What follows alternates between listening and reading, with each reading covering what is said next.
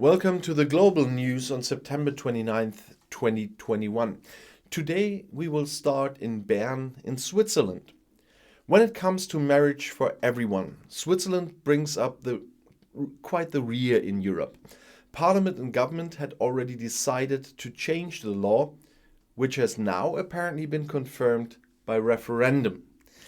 At the referendum in Switzerland, a majority of those eligible to vote voted in favor of marriage for all, according to current evaluations. That comes out from the first forecast of the survey institute GFS Bern immediately after the closing of the polling stations on Sunday afternoon. In surveys before the referendum, there was already a clear majority in favor of the new regulation, which already exists in most Western European countries. This means that a marriage between gay and lesbian couples should soon become a reality. Switzerland is one of the worst performers in Europe there so far. Parliament and government, as I said, had already decided to change the law, but opponents forced a vote on it by collecting signatures. They only want to accept marriage as a connection between a man and a woman. During the referendum campaign, they created mood with emotional images of crying children who, in their opinion, suffer in such rainbow families. Well, science says something completely different, by the way. They are particularly reluctant to allow these couples to adopt children if they are adopted. But now let's go to Pyongyang in North Korea.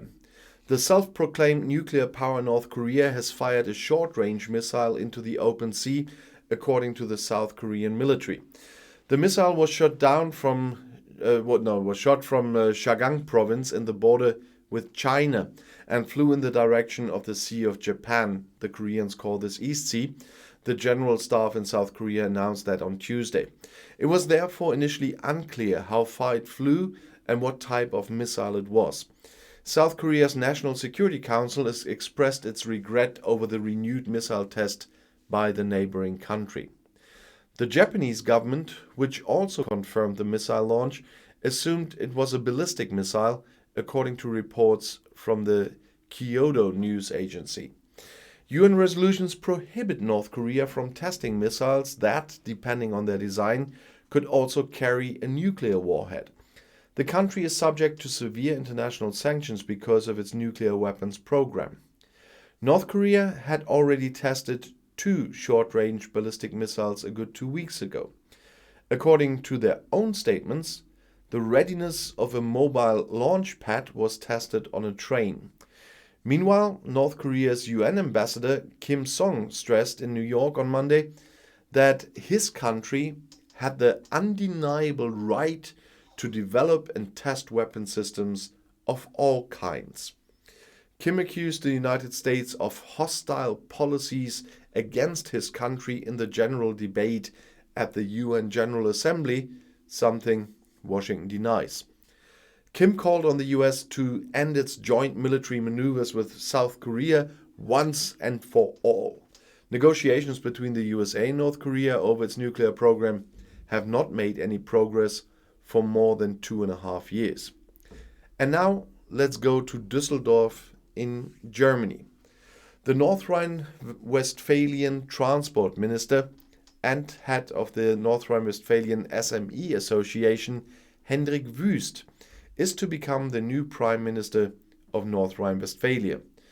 The Christian Democrats' state executive in Düsseldorf unanimously expressed this wish on Monday evening, as participants report. The board of directors was unanimous as rarely as usual, it said afterwards. The still incumbent Prime Minister Armin Laschet also took part in the meeting. He is said to have supported the proposal as well as the desire for a quick change. As it was said, Laschet wanted to moderate the process at the weekend. According to the state constitution, the next Prime Minister could be determined in the state parliament session on October 26th. Since the 20th German Bundestag is constituted on that day and Laschet should then be a member of the Bundestag, he must accordingly resign from his office in Düsseldorf. The Prime Minister can only be elected from among the ranks of the state parliament. That's a special thing in North Rhine-Westphalia. The Bundestag is different for the Chancellor, by the way. Wüst had the necessary majority behind him, according to the board of directors. As a member, I have to say that I hope the rumors are true. Hendrik Wüst would be very suitable for the post, and he has already liked my posts here and on Insta and stuff like that. So I like that, and I like him. But now let's go to Tel Aviv. According to media reports, at least 4 Palestinian militants were killed in a raid by the Israeli army in the West Bank. The Israeli media reported, citing the army, that there were exchanges of fire in various places during the widespread action against members of the Islamist Hamas organization. The Palestinian Ministry of Health has confirmed a death in confrontations near the Palestinian city of Jenin in the northern West Bank.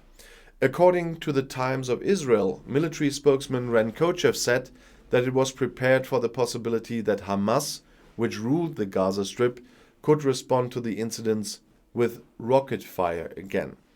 Israel had conquered the West Bank and East Jerusalem in 1967, among others. The Palestinians want the territories for a separate state of Palestine, with East Jerusalem as the capital. But Hamas is classified as a terrorist organization by Israel, the United States, and the European Union. Israel engaged in an 11-day armed conflict with Palestinian militants in the Gaza Strip in May. Egypt eventually brokered a ceasefire between Israel and Hamas that went into effect on May 21st. And now let's go to Moscow in Russia. Russia's Foreign Minister Sergei Lavrov has confirmed that Mali has contacted Russian security companies, what we call mercenaries. Since France wants to reduce its military presence in Mali, the Malian government has turned to private Russian companies, Lavrov said on Saturday on the sidelines of the UN General Debate in New York. The Malian government believes that their own capacities would not be sufficient without foreign support. Lavrov added that their actions are completely legitimate. According to information from French circles, the ruling military junta in Mali is aiming for cooperation with the Russian mercenary group Wagner, which could therefore be tasked with training Malian soldiers. The Wagner mercenary group is notorious for its operations, including in Syria and the Central African Republic. The government in Moscow denies ties to Wagner. Lavrov also said on Saturday about the contact made by Mali, "We have nothing to do with it." Because of the plans, France has already threatened a full withdrawal of its soldiers from Mali. Mali's Prime Minister Choguel Kokala Maiga accused France of abandoning the West African country at the UN General Debate on Saturday. With the announcement that it would end the French combat operation in Barkhane, France also presented its country with a fait accompli. Mali therefore has the right to look for other partners, said Maiga.